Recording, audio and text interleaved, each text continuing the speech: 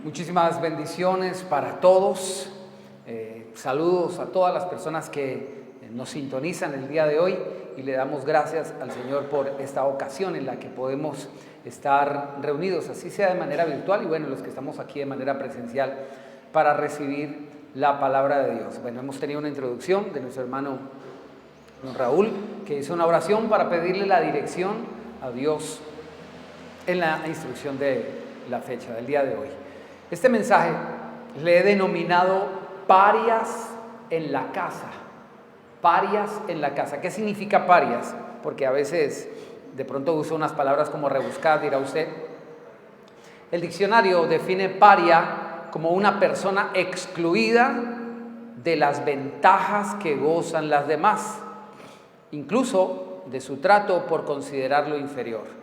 Paria es una persona excluida de las ventajas que gozan los demás e incluso de su trato por ser considerado inferior.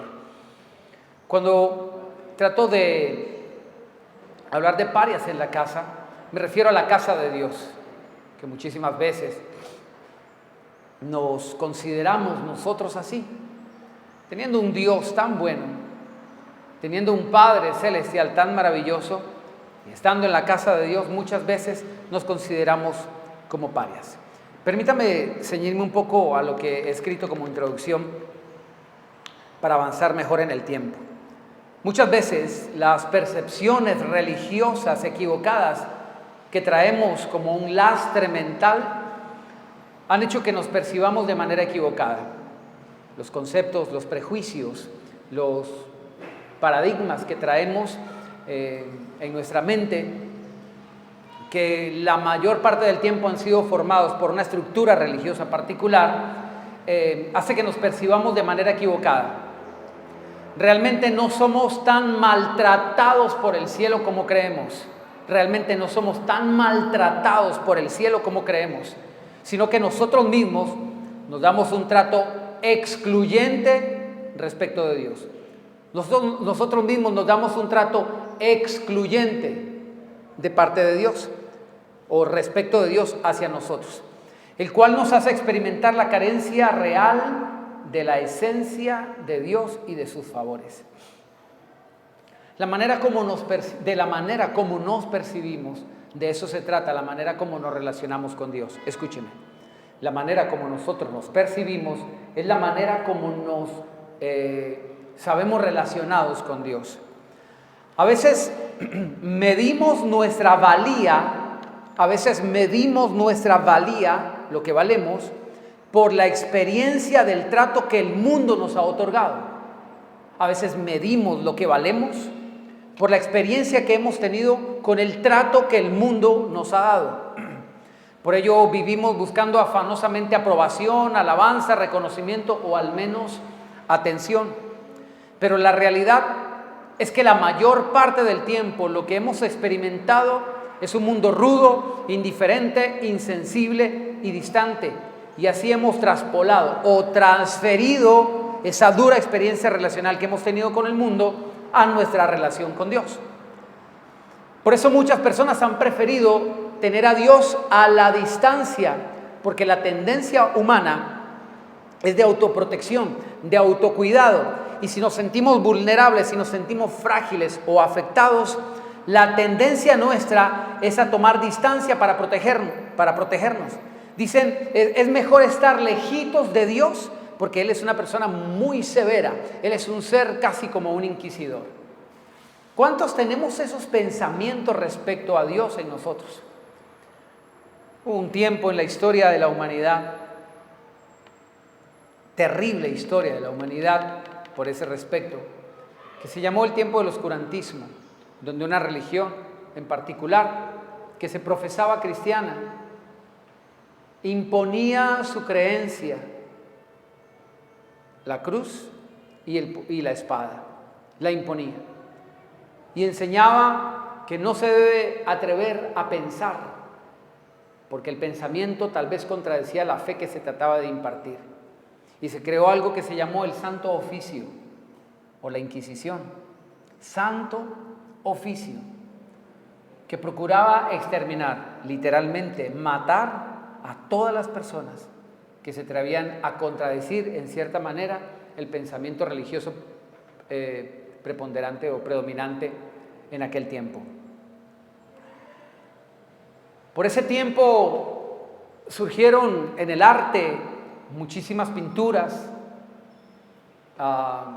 Miguel Ángel, uno de los pintores afamados de la época, pintaban en sus lienzos, se podía ver muchísimas imágenes, y muchos pintores famosos también, donde se lucía una imagen de las almas sufrientes en un estado de padecimiento perpetuo, en unas llamas infernales. Se crearon diferentes formas de atraer a las personas, y la principal de ellas, supuestamente a la iglesia, y la principal de ellas fue el terror. Así muchos crecimos con una imagen de Dios, de un ser espeluznante, al que mejor es tenerlo de lejitos, porque yo, con mi condición pecaminosa, ¿para qué me acerco a él?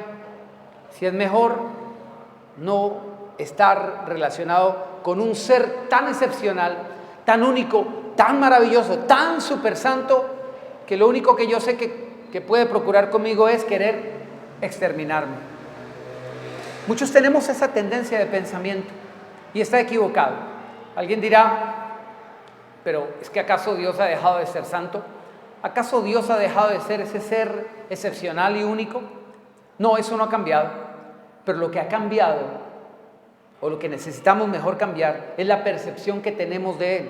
Que aunque Él sigue siendo santo, que aunque Él sigue siendo perfecto, Él no es tan espeluznante como la religión nos lo quiso pintar. Porque Él, siendo como es, todo y siendo el Altísimo, el Todopoderoso, quiso relacionarse con nosotros sabiendo cómo somos.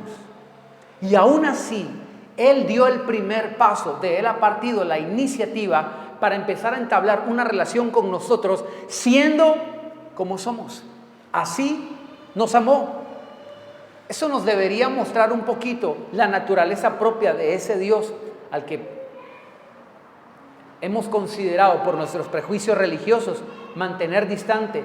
Y nosotros, en vez de estar en la casa del Padre Dios, compartiendo y disfrutando de su maravillosa esencia, nos sentimos como parias dentro de la misma casa de Dios.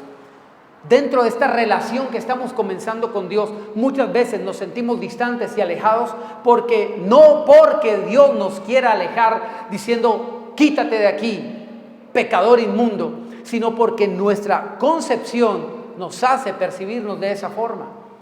Pero en esa condición, donde nosotros nos sentimos indignos, es donde Él se acercó, donde Él nos llamó y nos amó. La verdad que tomar nuestra experiencia vivida, la que nos ha dado el mundo como un patrón de referencia de lo que somos o valemos, es totalmente equivocado. Es que acabo de decir que a veces tomamos nuestra valía o nuestro valor de la manera como medimos nuestra valía de la experiencia que tenemos del trato del mundo para con nosotros. Y es un mundo cruel, y es un mundo indiferente, insensible, distante. Y la manera como hemos sido tratados es la manera como tal vez nos percibimos, porque decimos, es que si me tratan mal, si me rechazan, si me alejan, debe ser por algo malo tendré. La mayoría de las personas jamás confiesan eso, pero hace parte de la psicología o de la naturaleza caída del hombre. Todos tenemos esa tendencia a autoflagelarnos, a autorrechazarnos. No sirvo, no valgo, no soy suficiente para nadie. Trato de hacerlo mejor, pero al final veo que la gente no me valora. En conclusión decimos, no valgo, no sirvo, porque nuestra valía lastimosamente la hemos derivado de lo que la gente aprueba o desaprueba de nosotros. Es que pensamos, no soy amado como quisiera porque no soy suficiente. Me desapruebo yo mismo porque mi criterio de valía estriba en la aprobación o desaprobación de los demás. Si no soy suficientemente aceptado, aprobado o reconocido, y por el contrario soy rechazado, discriminado o tenido en menos, entonces concluimos que debe ser por algo. Algo malo debo tener. La conclusión entonces es: no valgo, no sirvo o no soy. Póngale el calificativo que quiera, pero el problema soy yo. Por eso hoy por hoy los suicidios, las tasas de suicidios están disparadas en altos porcentajes por el matoneo que se da en las redes sociales, o peor aún, por la desaprobación social en la que se le ha denominado a esta generación de cristal, que a veces es muy frágil emocional o mentalmente. Es impresionante la cantidad de jóvenes que se quitan la vida simplemente porque alguien no le dio el reconocimiento que él creía merecer en sus redes sociales, o por un matoneo que se puede hacer en las redes sociales. La pregunta que resulta de todo esto es: ¿te has detenido a pensar en la opinión de Dios respecto de ti? Escuche esto, por favor. Le damos tanta importancia al criterio que tienen los demás sobre nosotros, sobre el cual sopesamos nuestro valor. Y la pregunta importante que debemos hacernos hoy es: ¿te has detenido a pensar en la opinión que Dios tiene respecto de ti? Diga el que está a su lado, necesita escucharlo, créalo. ¿Te has detenido a pensar en la opinión que Dios tiene al respecto de ti? Dígale al que está a su lado. Está mal de la cabeza, créeme, nene. Hay que sacarle una cita a la nena. Está hablando con el aire. ¿Tienes amigos imaginarios? Una nueva muchacha que nos está acompañando hoy. ¿Te has detenido a pensar en la opinión de Dios respecto de ti?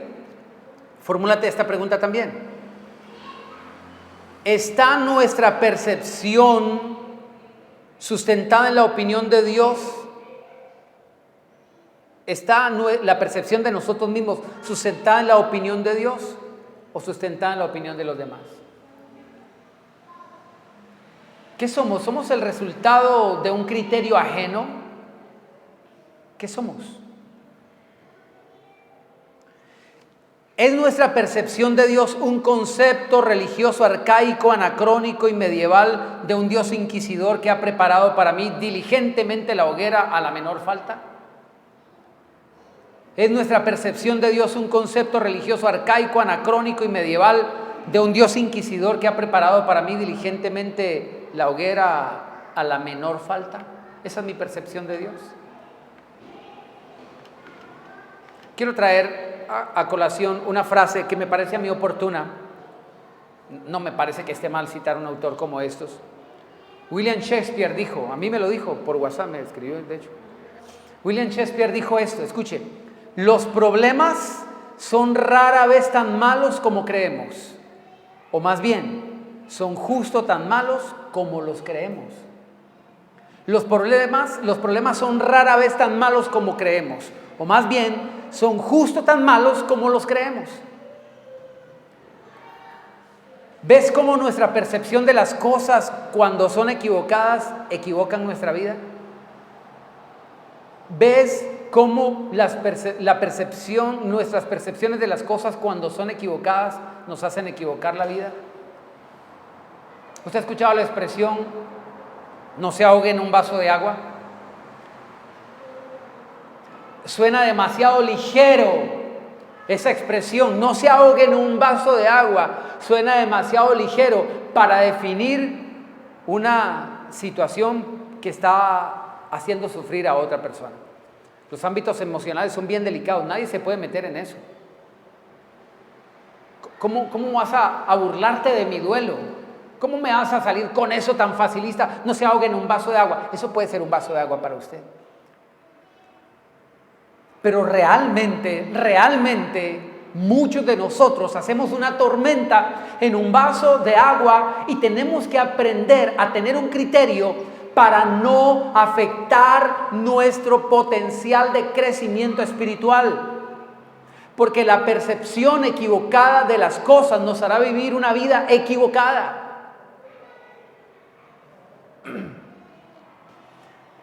¿Le puedo contar un testimonio de manera breve? Es la vida de se trata de la vida de un escalador. Había conquistado las cimas más imponentes del mundo entero. Tenía una trayectoria única. Había escalado las montañas más impresionantes, las más inaccesibles, donde muy pocos pudieron llegar. Sin embargo,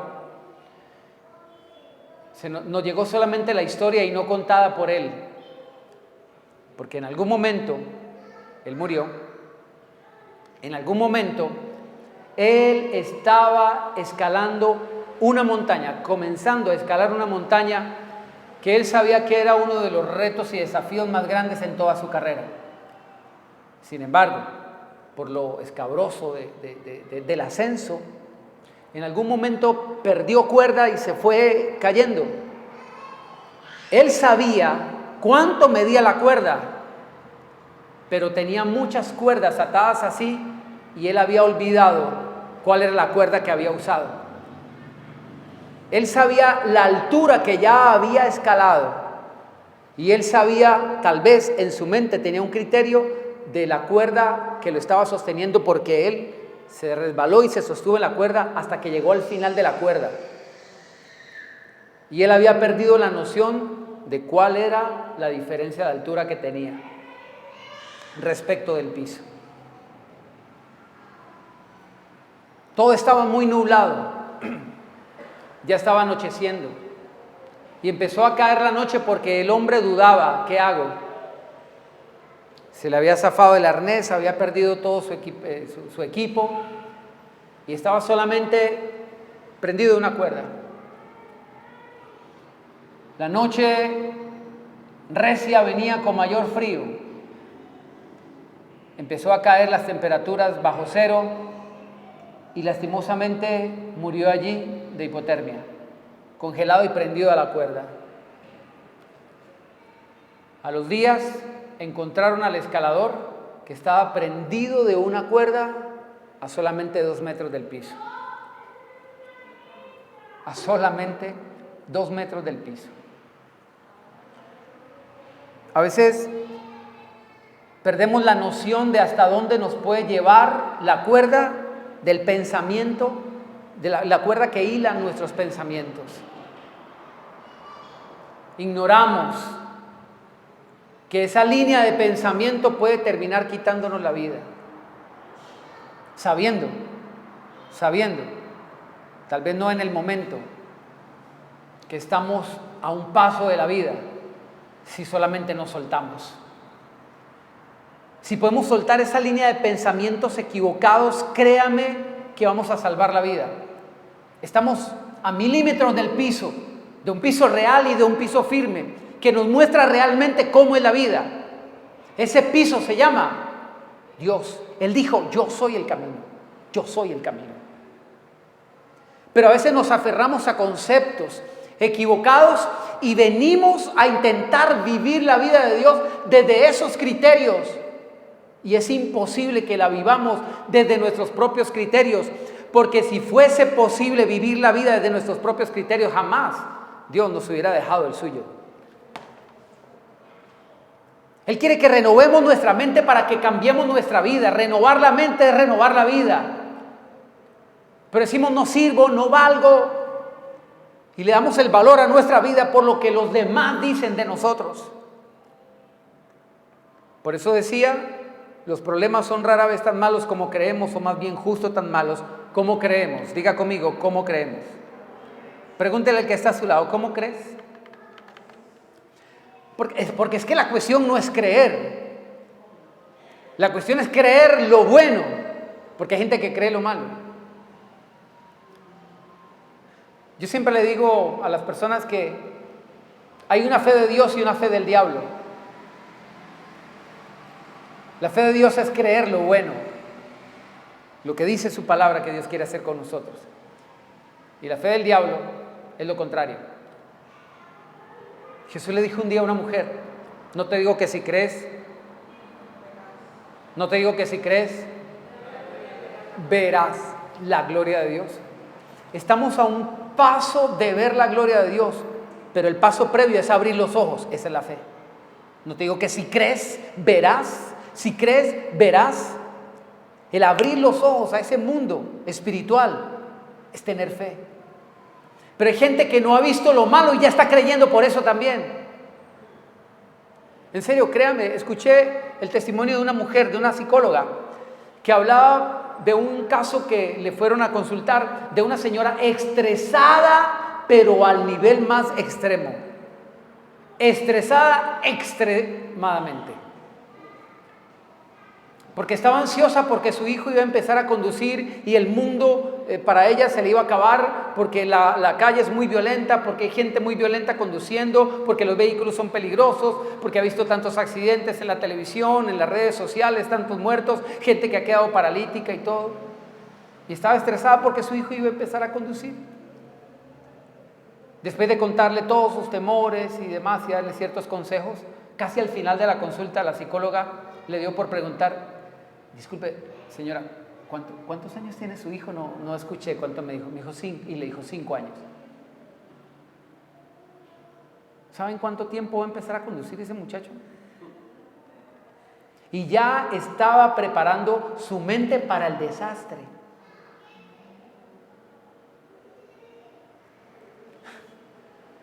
Luis Enrique en una canción de salsa dice: no es lo mismo llamar al demonio que invocarlo. No es lo mismo llamar al demonio que verlo llegar. Una cosa es que aparezca por allí. Uy, este demonio, ¿qué hace aquí? Otra cosa es que usted le haya extendido una invitación. ¿Por qué se aterra si llega? Escúcheme, los pensamientos son llamadas o incluso invocaciones. Porque los pensamientos tienen el poder de ser una influencia hacia nuestra creencia. Todas sus creencias están orientadas por sus pensamientos. Si usted no cambia sus pensamientos, es imposible que bien direccione sus creencias. Una persona que cree que todo es malo, que todo es malo, que todo es malo, que todo es un peligro, sus creencias estarán condicionadas por eso. Usted ha visto personas que no puede ver a un niño corriendo, es natural. ¿Cuántos hemos crecido corriendo? Todos los niños corremos. ¿Y cuál es la frase preferida de esos papás hacia los niños? ¡No corra! Ese es el peligro más terrible que un ser humano puede tener. Es un niño, ya lo que corra. Y si se cae, ¿cuántos nos hemos caído? Vea, le puedo mostrar más. ¿Cuál es el problema con que se caiga? ¿Cuál es el problema? Lo que pasa es que a veces nosotros por miedo queremos quitarle todos los obstáculos del camino a nuestros hijos y creemos que así es como van a vivir. No, así es como no van a vivir.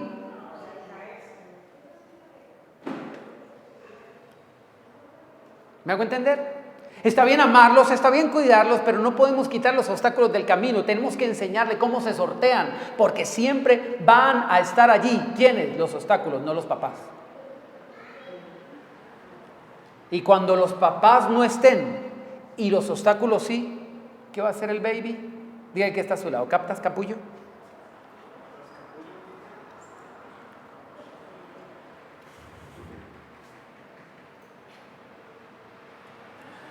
La verdad es que se requiere un cambio de mentalidad para tener un cambio de vida. Dígale al que está a la par suya: no puede seguir siendo el mismo. No puedes seguir siendo el mismo si quieres experimentar algo diferente. Es tan lógico, ¿no? Si cambiamos nuestra perspectiva, nuestra mentalidad, indudablemente todo va a cambiar. Creo que esta introducción está un poquito larga, me estoy extendiendo demasiado. Ya vamos al versículo. Si cambiamos, y ya vamos a comenzar, no se preocupe. Si cambiamos nuestra perspectiva, nuestra mentalidad, indudablemente todo va a cambiar. Yo sé que esta frase está muy trillada y bastante cacareada, al punto de que ya la gente dice: sí, ya, yo sé, pero lastimosamente eso es así. Eso es así. Si cambiamos nuestra mentalidad, cambiará toda nuestra vida. Y si sabemos que es así, la verdad es permanecer ignorando eso por más tiempo solamente logrará postergar mi propia vida. Escúcheme, aplazamos vivir mientras se desgasta nuestra existencia. Sabemos lo que tenemos que hacer, pero no tenemos una aplicación real de eso. Es decir, empezar a buscar el crecimiento espiritual. Vivimos ignorando o dándole la espalda conscientemente a la vida porque siempre ha estado allí.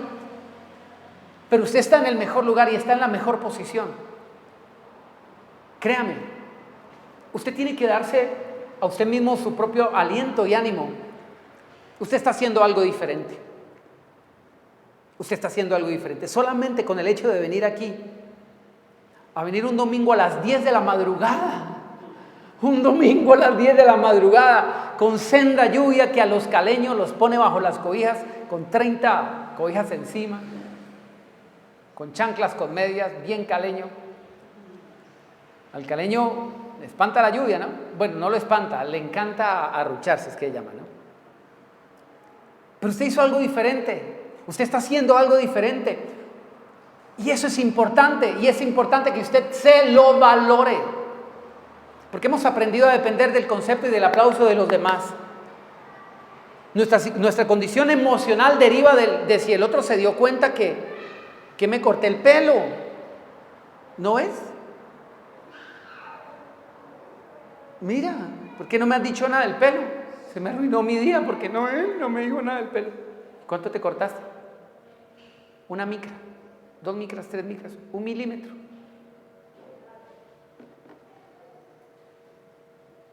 ¿Y qué tal si lo haces para ti? ¿Ah? Y tú dices, uy, ese medio milímetro que me corté, me sentó súper bien. ¿Me hago entender? A veces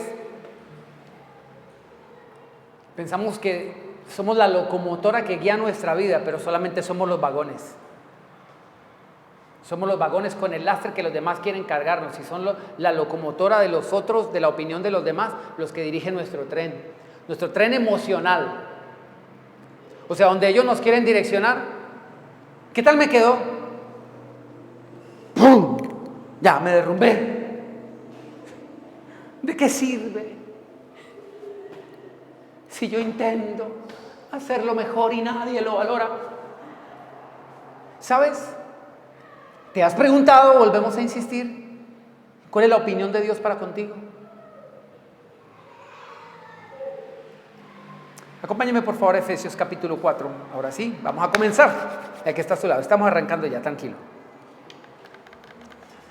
Nuestro manual de excelencia de vida nos dice en Efesios capítulo 4, versículo 17. Escuche cómo dice, Efesios capítulo 4, versos 17 y 18.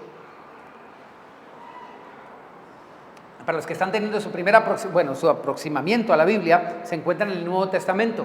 Efesios, usted lo busca en su Biblia digital, hoy es mucho más fácil. Efesios capítulo 4, versículo 17. Mire cómo dice nuestro manual de excelencia de vida. Escuche.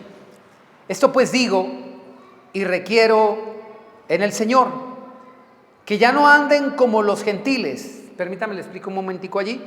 Primera de Tesalonicenses, capítulo 4, versículo 5 dice que los gentiles son los que no conocen a Dios, ¿ok? Entonces lo voy a leer de esta manera. Efesios, capítulo 4, versículo 17. Efesios, capítulo 4, verso 17. Retomo la lectura. Esto digo y requiero en el Señor, que ya no anden como la gente que no conoce a Dios.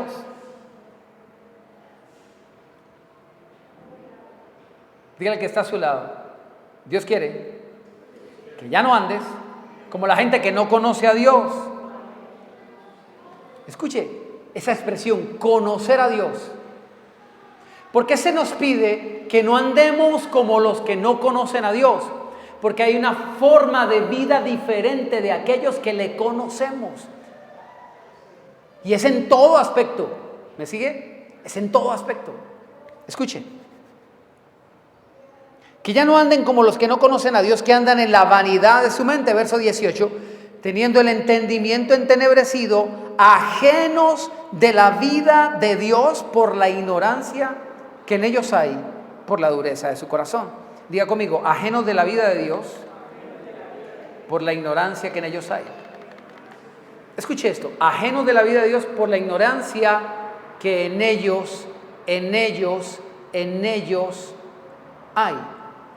Escuche, están ajenos de la vida de Dios. ¿Sabe qué significa estar ajeno de la vida de Dios, verdad? Que no estás experimentando esa vida de Dios. Ajeno significa que no es tuyo, que la vida de Dios no es tuya. ¿Alguien podría decir? Es lógico, la vida tuya es tuya, la vida tuya es tuya, la vida de Dios es de Dios. No, la vida de Dios, Él quiere hacerla nuestra. ¿Sabe qué significa eso? Cuando Él dijo, yo soy la vida, y Él espera que lo recibamos en nuestro corazón, Él espera que nosotros tengamos vida, plenitud, felicidad, confianza, paz, fe, convicciones buenas, de cosas excepcionales, de lo mejor que puede pasar. El mundo es difícil, tenemos circunstancias adversas, pero una cosa es esperar lo peor o tener convicciones de que aún en las circunstancias más difíciles Dios puede hacer algo bueno. Hay que aprender a entresacar lo precioso de lo vil, dice la Escritura. No ser tan pesimistas. Hay gente tan pesimista, tan pesimista. Una vez a alguien muy pesimista lo invitaron a dar una conferencia sobre el mar. Imagínense Cancún, no sé, San Andrés, las Maldivas. Lo invitaron a dar una conferencia sobre el mar y lo único de que habló fue el mareo. ¿Cómo somos nosotros? Describiendo nuestra vida, nuestro mar. Es que escúcheme, nuestro manual de excelencia de vida dice que la muerte y la vida están en el poder de la lengua. Supone entonces que cada una de mis expresiones son una declaración del panorama en el que me voy a encontrar en el futuro. ¿Ok? ¿Cómo cambio entonces ese panorama? Empieza cambiando tu forma de hablar y tu forma de pensar, tu forma de percibir las cosas. Pero esas personas, usted no sé si se ha topado con ese tipo de personas quien usted le saluda y le dice, hola, ¿cómo estás? Y le responde, ahí como cuando usted era pobre. Y realmente no son pobres muchas veces. En serio, yo me he encontrado con gente que está bien, económicamente hablando, digamos. Y le responden, ahí como cuando usted era pobre. Otro dice, ahí llevándola. La cuestión, ¿qué será que está llevando? La vida no. O la tendrá jalada, no sé cómo. Andan ajenos de la vida de Dios por la ignorancia que en ellos hay. En ellos no estaba la vida de Dios porque en ellos había ignorancia de lo que tenían que tener. Lo que hay en ellos les hace ajenos de lo que debería haber en ellos. ¿Qué había en ellos? Ignorancia. Eso era lo que había en ellos. Lo que hay en ellos, o sea, su ignorancia, les hace estar ajenos de lo que debería haber en ellos. ¿Te percatas cómo suplantamos la llave que nos otorga acceso a los tesoros de la vida por el candado que nos encierra en el calabozo de estar ajenos a la vida de Dios? Todo aquello que ignoramos de la vida será una privación de la vida misma. Todo aquello que ignoramos de la vida será una privación de la vida misma. Acompáñame por favor, segunda de Pedro, capítulo 3. Versículo 1, segunda de Pedro, capítulo 3, versículo 1.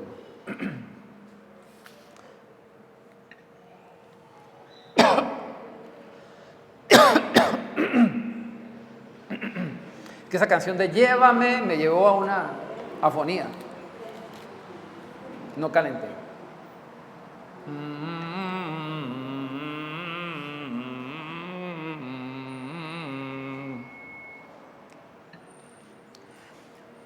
En el Nuevo Testamento encontramos un libro, una carta, perdón.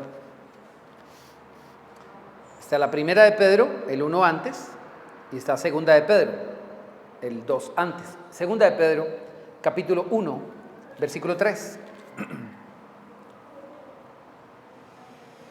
Escuche esto.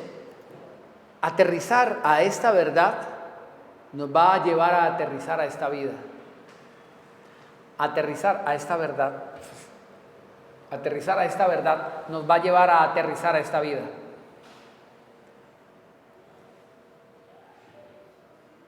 Créame que por la fe podemos poseer, aquellas cosas que primero un día creímos. Mire lo que dice versículo 3. Todas las cosas, diga conmigo, todas las cosas. Todas las cosas que pertenecen a la vida y a la piedad nos han sido dadas por su divino poder mediante el conocimiento de aquel que nos llamó por su gloria y excelencia. Mire la posesión que hemos obtenido y mire el medio. ¿Me sigue? Todas las cosas que pertenecen a la vida. El pasaje anterior decía que algunos están ajenos de la vida de Dios. En Dios está la felicidad. En Dios está la plenitud. En Dios está la bendición. Escúcheme, realmente existe en Él. No quiero ser irrespetuoso con lo que voy a decir. Espero que lo entienda, por favor. No tiene una mala intención. Pero a veces, realmente nos hacemos una tormenta en un vaso de agua. No hemos aprendido a descansar ni confiar en Él. Y en ese camino estamos. Por eso estamos aquí, ¿ok? No somos perfectos. La idea no es que usted se sienta miserable con usted mismo y diga, no, es que vos si no servís para nada tampoco, ya, deja ir allá que... Es que aprenda a darse aliento en el progreso espiritual que usted está teniendo.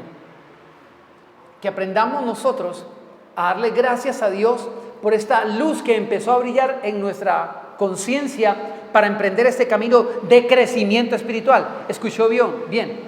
Camino de crecimiento, Esto no es algo de la noche a la mañana.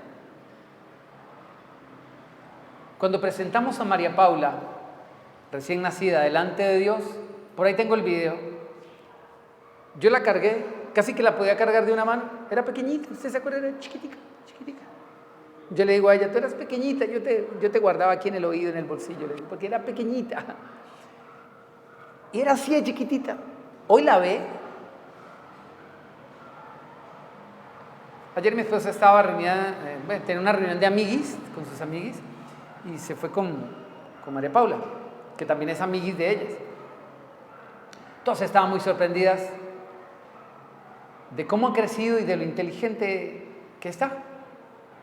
Obvio, salió el papá. No, es un machista. La mamá muy inteligente. Y esta nena me sorprende cuando hablo con ella, tengo nuestras conversaciones privadas y me sorprende la manera como piensa. ¿En qué momento una cabecita tan pequeña, está todo eso en un corazón tan pequeñito, está todo eso? ¿En qué momento creció así? Hay un desarrollo interior que no fue de la noche a la mañana. Pero yo tengo algo para decirte, escúchame. Todos estamos en este camino de crecimiento espiritual. Algunos llevan unos añitos más que otros.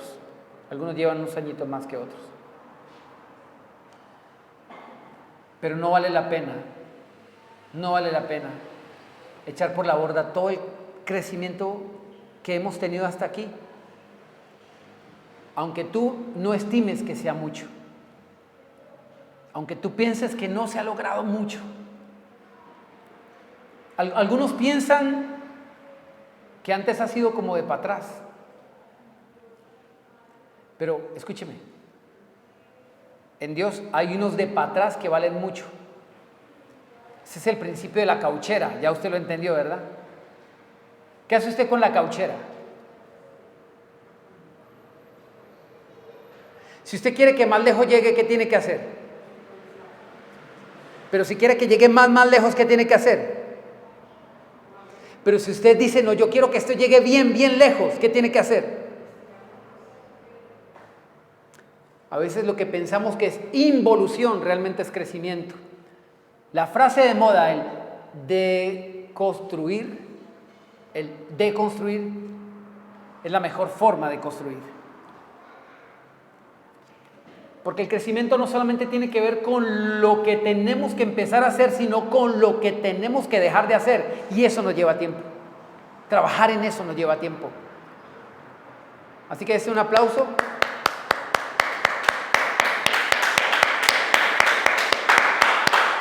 Y en serio que sí, porque la gloria de Dios que te trajo el camino, Pero tú has tenido por lo menos un poquito de coraje para aprender a rendir aquellas cosas que la mayoría ni siquiera está dispuesto a conceder o a conciliar. Por eso estamos aquí. Todas las cosas que pertenecen a la vida y a la piedad nos han sido dadas por su poder, por su divino poder, mediante el conocimiento de aquel que nos llamó por su gloria y excelencia. Escuche, nos fue concedido todo de la vida mediante el conocimiento de aquel. Ahora sí, para comenzar, después de esta breve introducción, recuerde que le decía que cuando tenemos la percepción equivocada de Dios, tenemos una vida equivocada.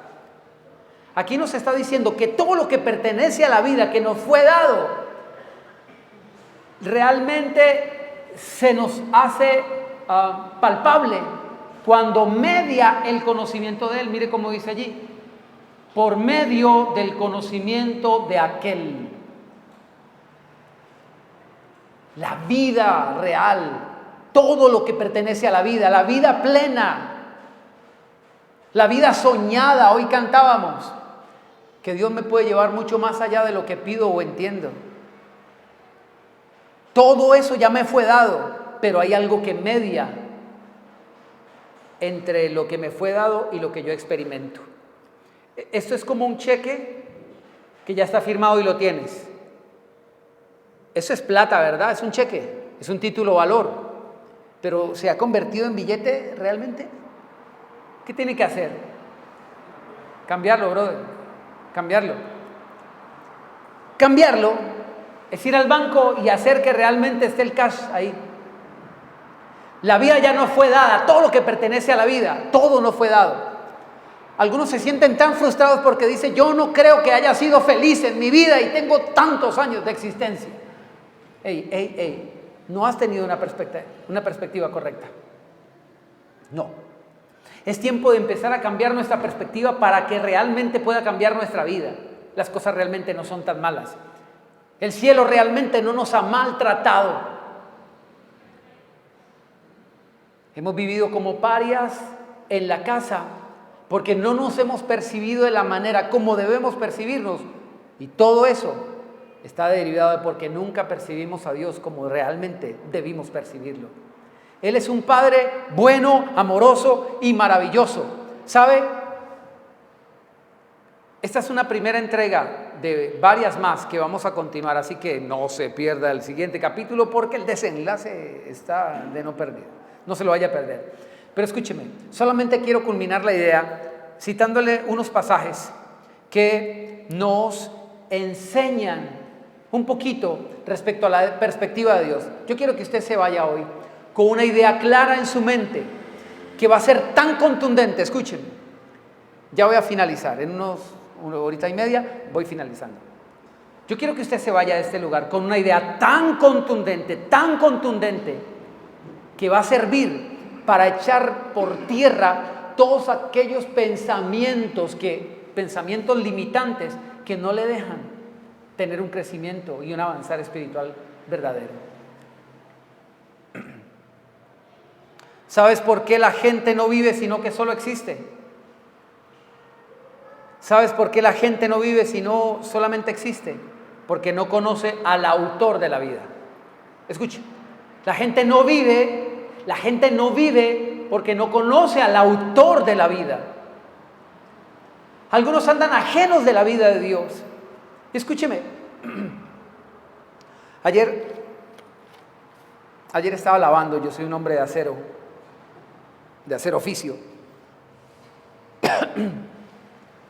y estaba pensando en este mensaje.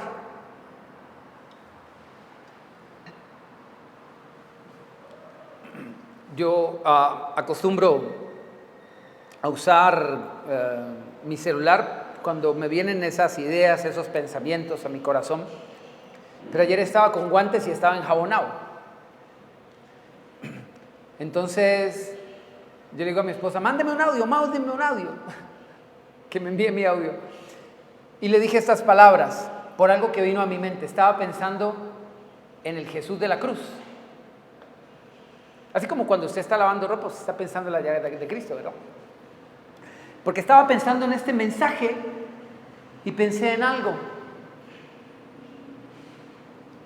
En las llagas de las manos de Jesús. Hace muchos años, créame que apenas tuve esta revelación ayer, porque mi esposa me levantó a hacer oficio desde muy temprano. No te creas, dígale. Hace muchos años memoricé una poesía que me gustó mucho. Si nos da el tiempo, tal vez se la pueda recitar, es muy cortica. Y estaba meditando sobre esa poesía, de cómo podía extraer de ella algo. Y pensé en un versículo, que vamos a ver si lo tengo aquí. Isaías, ayúdame por favor, Ángel, a ver si lo encuentro acá, no sé si lo tengo, permítame. Isaías capítulo, creo que es 43.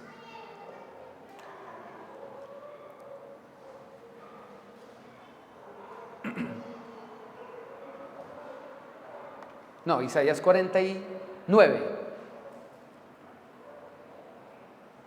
Isaías 49, 16. Aquí está, sí señor, sí lo escribí.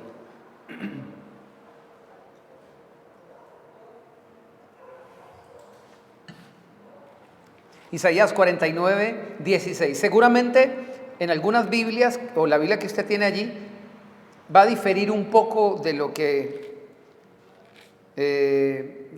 se está proyectando en la pantalla. Es una versión diferente, un poco distinta. Miren lo que dice Isaías 49, 16. Isaías 49, 16. ¿Lo tienes? Dice de esta manera: he aquí que en las palmas de las manos te tengo esculpida. He aquí, levante su manito por favor y mire las líneas de su mano. ¿Cómo se formaron? Algunos piensan que cuando estábamos en el vientre de nuestra madre, cuando teníamos las manitos así, desde eso quedaron allí así. Y allí se quedaron. Y esta es la línea de... ¡Ay! No, señor. Es la línea que está desde que he sido pequeño hasta el día de hoy, con mis 25 años, en donde se ha mantenido allí sin manera alguna de que se pueda borrar. Yo pensaba, escúcheme, yo pensaba que cuando Dios dice esto de mí, Él se veía las manos y Él, al igual que yo percibo las líneas que están allí marcadas, yo pensaba que Él veía sus líneas y pensaba en mí. Y no ha sido así. No fue así. Hasta ayer me enteré, puede creerlo, hasta ayer. Mire lo que dice el pasaje, leámoslo y ya le explico. He aquí que en las palmas de las manos te tengo esculpida, delante de mí están siempre tus muros. ¿Por qué dice muros? Porque está hablando de una ciudad. El Señor toma la ciudad de Jerusalén y la personaliza como su pueblo, como en femenino, como su amada. Y Dios le está diciendo a su pueblo, a su iglesia, a su gente: yo te tengo esculpida delante de mí, y delante de mí siempre estás tú aquí. Y como le dije, yo pensaba que era las líneas que están allí marcadas. Y empecé a pensar en esta poesía, que he de cambiar la voz para poderla recitar, pero ya no me queda voz. Esta poesía se llama ¿Qué tengo yo?, de Lope de Vega.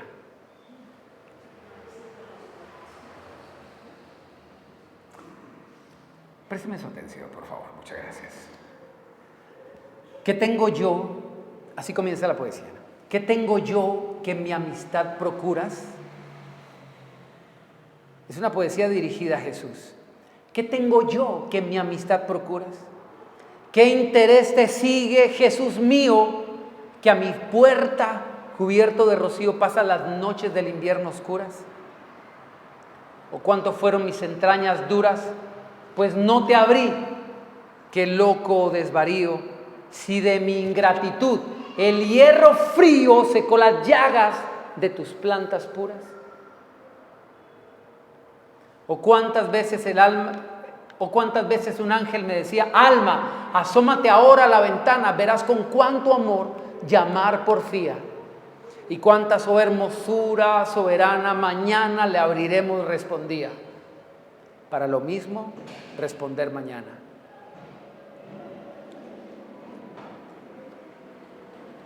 Cuando vino a mi mente esta poesía, lo que vino a mi mente fue que mi ingratitud, el hierro frío, secó las llagas de tus plantas puras. Y ahí fue donde me vino una revelación. Y le dije a mi esposa: mándame un audio, porque si no se me va la paloma. Y le dije: escribe allí, mándame. Y ella estaba con el audio. ¿Qué le hago? Lo que me vino a la mente en el momento fue equivocado, después lo arreglé. Y quedó algo así como esto. Cuando Dios dice: he aquí que en las plantas de mis manos te tengo esculpida, los clavos de la cruz de Jesús, con la que fueron clavadas las manos de Jesús, esos clavos fueron el cincel con el que Dios esculpió tu